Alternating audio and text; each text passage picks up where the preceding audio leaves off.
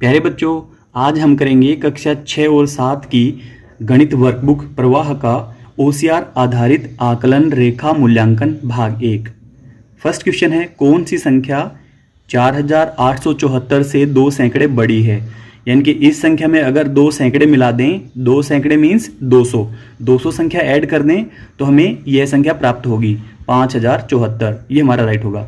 2007 को अंकों में कैसे लिखा जाएगा, तो 2007 ये वाला हमारा राइट आंसर होगा। इकाई, दहाई, सैकड़ा, हजार, 2007।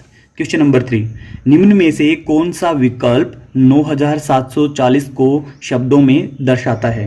तो इसमें हमारा राइट होगा 9740, ये हमारा राइट होगा। फोर्थ क्वेश्चन, निम्न विस्तारित रूप की संख्या बनाइए। तो ये यहाँ पे 80,000 लिखा हुआ है, इसमें हम 3,000 और जोड़ देंगे तो ये बनेगा 83,000, जो कि इन तीनों में है, इन दोनों में है।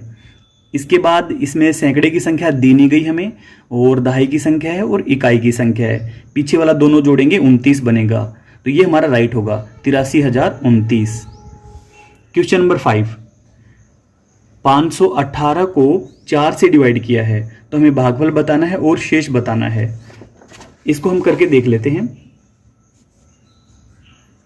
518 को 4 से डिवाइड करेंगे तो ये 1 ऊपर से उतारा हमने, 1 ये बना 11, 4 दूनी 8, ये बचा 3, अब 4 नीमे 36। अब हमारे पास शेषफल बचा 2, तो इसमें शेषफल 2 बताया गया है और हमारा भागफल आया है 129। ये हमारा राइट होगा। क्वेश्चन नंबर 6 है, नीचे दिए गए संख्या वाक्य को देखें। 120 गुना 40 बराबर 20 गुना। अब हमें यहाँ पे संख्या भरनी है। ऊपर दिए गए खाली डिब्बे में कौन सी संख्या होनी चाहिए। हालांकि यहाँ डिब्बा नहीं बनाया गया है, फिर भी हमें यहाँ बतानी है कि कौन सी संख्या आएगी जो कि इन दोनों साइड को इक्वल कर दे, बराबर कर दे। तो यहाँ पे 240 आएगा। क्वेश्चन नंबर 7, निम्नलिखित में से कौन सा विकल्प नीचे दी गई संख्या रेखा पर बिंदु P का मान हो सकता है। तो बिंदु P यहाँ पे है, जो कि 2 भाग के बाद में है, तो 2 सही इन तीनों में है। इसके बाद यहाँ पे इस बड़े भाग के 1 2 3 4 छोटे भाग किए गए हैं, और हमारा जो P बिंदु है ये 4 भाग में से पहले भाग तक ही है, यानी कि 1/4, 2 सही 1/4, ये हमारा राइट आंसर होगा। नेक्स्ट क्वेश्चन है, 747 में 4 का भाग देने पर भागफल और शेषफल क्या होगा। आइए हम इसको करके देख लेते हैं। 747 को 4 से हमें भाग करना है। 4 एकम 4, अब इसमें से घटाएंगे हम, बचेगा 3, ये हमने उतारा 4, 4 8 32, अब माइनस करेंगे हम, बचेगा 2, ऊपर से हमने उतारा 7, 4 6 24। अब ये हमारे पास बचा शेषफल 3 और भागफल है 186। 186 भागफल और शेषफल 3, ये हमारा राइट आंसर होगा। क्वेश्चन नंबर 9, निम्न में से सबसे बड़ी संख्या होगी 2/6, 3/6, 6/6, 4/6। इन सभी के हर समान हैं। जब हर समान होते हैं सभी संख्याओं के, सभी भिन्नों के, तो वह भिन्न बड़ी होती है जिसका अंश बड़ा है। तो यहाँ पे ये वाला हमारा आंसर होगा 6/6। क्वेश्चन नंबर 10, निम्न में से सबसे छोटी भिन्न होगी 3/5, 4/5, 1/5 और 2/5। तो यही कंडीशन हम देखेंगे, इन सभी में भी हर समान है, तो वह भिन्न छोटी होगी जिसका अंश छोटा है। तो ये वाला हमारा राइट आंसर होगा। क्वेश्चन नंबर 11, निम्न में से शून्य कोने व शून्य किनारे वाली आकृति को पहचानिए।